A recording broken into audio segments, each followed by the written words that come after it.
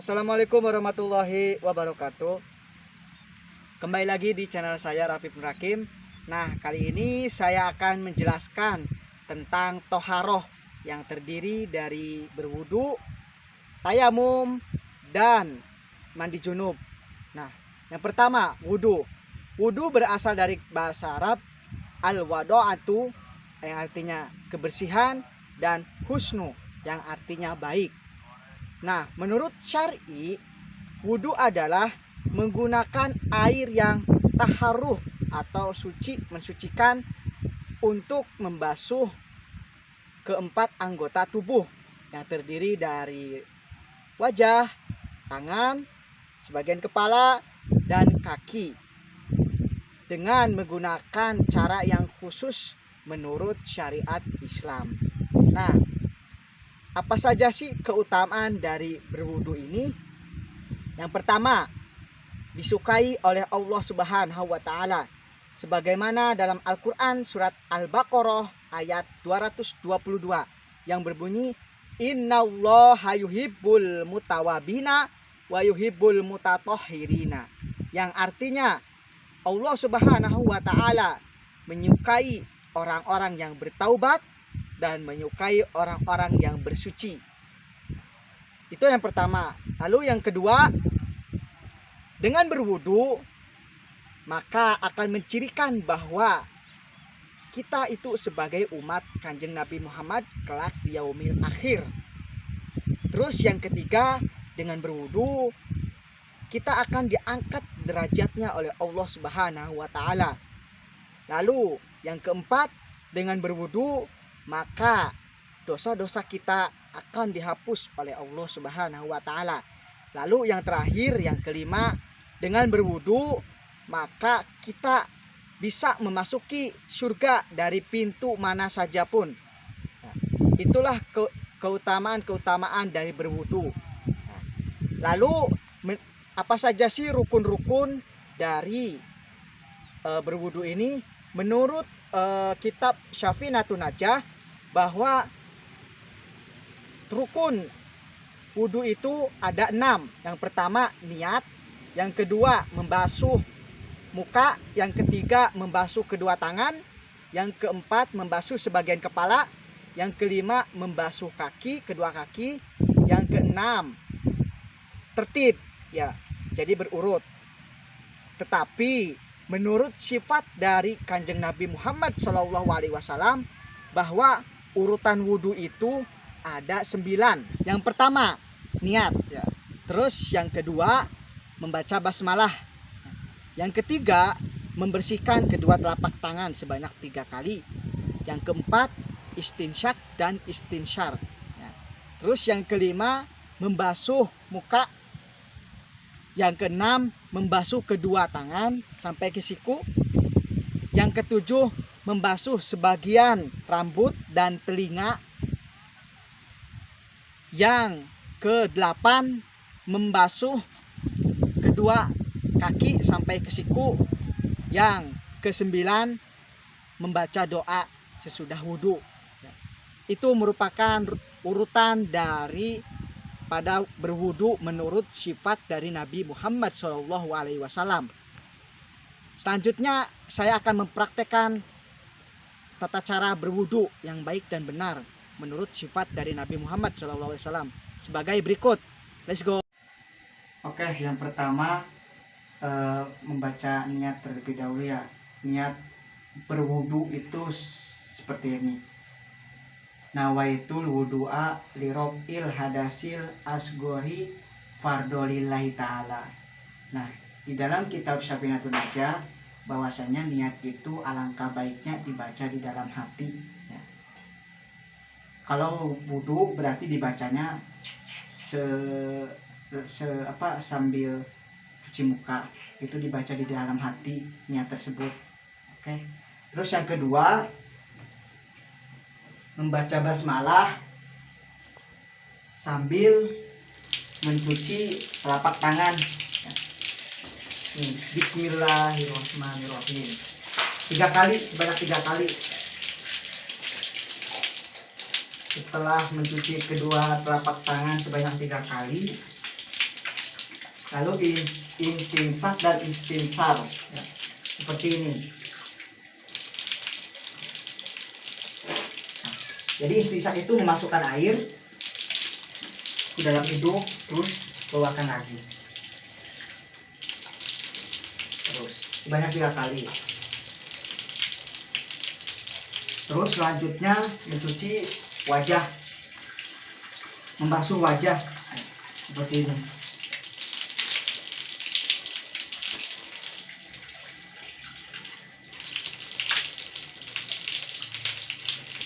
Usahakan merata ya, merata ke seluruh wajah sebanyak 3 kali. Terus selanjutnya membasuh kedua tangan sebanyak 3 kali sampai ke siku.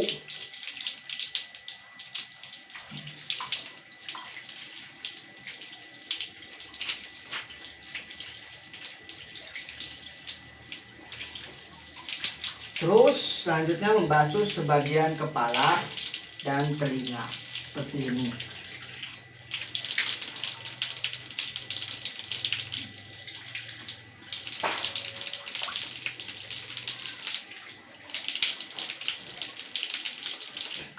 Dan terakhir membasuh kedua kaki sampai ke mata kaki. Cara membasuh kedua kaki yang benar seperti ini. Masuk terus sini. Usahakan sampai mata kaki ya, sebanyak 3 kali. Jadi setelah tadi, terus yang terakhir yaitu membaca doa setelah wudhu. Doanya seperti ini. Bismillahirrahmanirrahim. Asyhadu alla ilaha illallah wa asyhadu anna Muhammadan abduhu wa rasuluh. Allahumma ij'alni minat tawabina waj'alni minal mutatahhirina waj'alni min ibadikas sholihin. Nah, seperti itu urutan berwudu menurut sifat Nabi Muhammad SAW. Oke, yang kedua tayamum. Tayamum artinya menyengajakan. Sedangkan menurut istilah, tayamum adalah mengusapkan debu yang suci terhadap muka dan kedua tangan sebagai ganti daripada wudhu. Adapun syarat-syarat dari tayamum, yang pertama, tidak adanya air. Lalu yang kedua, memiliki luka yang tidak boleh terkena air. Dan yang ketiga, memiliki penyakit yang tidak boleh terkena air. Lalu yang keempat, dia memiliki air, namun di tempat yang sangat berbahaya, seperti terdapat hewan buas atau lain sebagainya. Lalu yang kelima, dia memiliki air, namun ada orang lain yang sangat membutuhkan, seperti kehausan di dalam situasi mau mati. Waktu yang tepat untuk melakukan tayamum, yang pertama, sebelum waktu sholat fardu. Lalu perlu diingat teman-teman, tayamum ini hanya bisa dilakukan 1 kali dalam 1 kali sholat fardu ya. Namun bisa dilakukan beberapa kali dalam sholat sunnah ya. Seperti contohnya, kita melakukan tayamum untuk sholat duhur dan tidak batal sampai waktu sholat asar. Nah, sebelum waktu sholat asar, kita harus melakukan tayamum lagi, karena tayamum ini khusus untuk sholat asar. Namun untuk sholat sunnah itu boleh dilakukan. Nah, kali ini saya akan mempraktekkan contoh tayamum yang benar. Oke, let's go. Pun niat daripada untuk melakukan tayamum sebagai berikut. Nawaitu tayamuma listibahati sholati fardolillahi ta'ala. Rukun tayamum ada 4. Yang pertama niat, lalu yang kedua membasuh muka, yang ketiga membasuh kedua tangan, dan yang keempat tertib. Ya. Nah, kali ini saya akan mencontohkan seperti ini. Pertama, telapak tangan kita tempelkan terhadap debu ya. Setelah dapat debu, lalu kita iriskan sebanyak 2 kali ya. Tepuk ini. Tek, tek, tek. Setelah itu baru usapkan ke bagian wajah.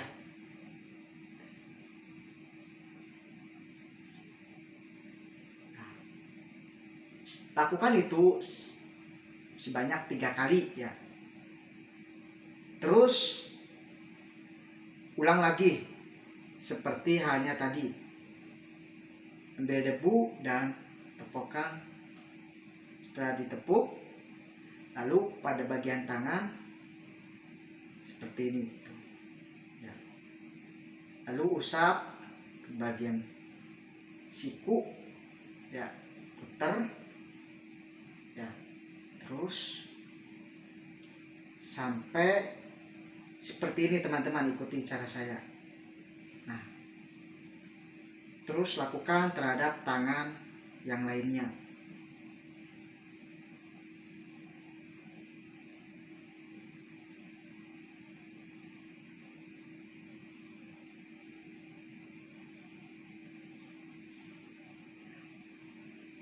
Lalu masukkan sela-sela jari agar debu merata terhadap tangan. Lakukan hal ini dengan tertib. Oke. Ketiga, mandi junub. Nah, mandi junub adalah mandi yang dilakukan untuk menghilangkan hadas besar menurut syariat Islam. Nah, ketika kita ingin melakukan sholat dan memiliki hadas besar, maka wajib hukumnya untuk mandi junub ini. Ya. Adapun beberapa hal yang mewajibkan kita untuk melakukan mandi junub, yaitu ada 6. 3 diantaranya terjadi hanya pada perempuan dan laki-laki, dan 3 diantaranya terjadi hanya pada perempuan. Ya, yang pertama yaitu masuknya hasyafah ke dalam farji ya. Terus yang kedua, keluarnya air mani, baik disengaja ataupun tidak disengaja, baik sadar ataupun tidak sadar. Yang ketiga, mati. Orang mati wajib hukumnya untuk dimandikan junub. Terus yang keempat, haid. Yang kelima, nipas. Dan yang keenam, melahirkan. Lalu rukun dari mandi junub ini ada 2. Yang pertama niat, dan yang kedua meratakan air ke seluruh tubuh. Perlu diingat teman-teman ya, meratakan itu berarti ke bagian sela-sela dan ke seluruh tubuh ya. Selanjutnya saya akan mempraktekkan tata cara mandi junub yang baik dan benar. Let's go. Oke, sekarang saya akan mempraktekkan mandi junub ya, yang benar seperti ini. Ya.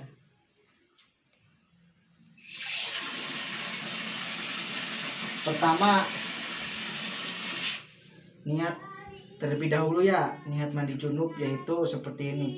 Nawaitul ghusla lirafil hadasil akbari fardolillahi ta'ala ya. Itu dibaca di dalam hati ketika mengambil air, terus air ini menyentuh pertama pada bagian anggota tubuh ya. Itu di dalam hati langsung membacakan niat tersebut seperti ini.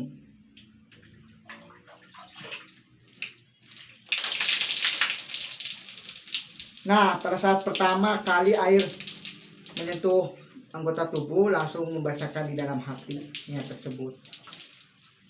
Nah. Selanjutnya meratakan tubuh dengan air. Nah. Perlu diingat teman-teman, meratakan itu berarti bagian keseluruhan ya, baik anggota rambut, sela-sela jari ataupun kaki ya. Ratakan seperti mandi biasa.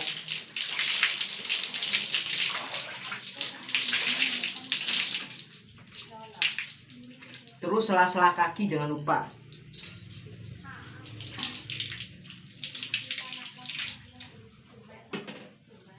Nah, itulah tata cara mandi junub yang benar.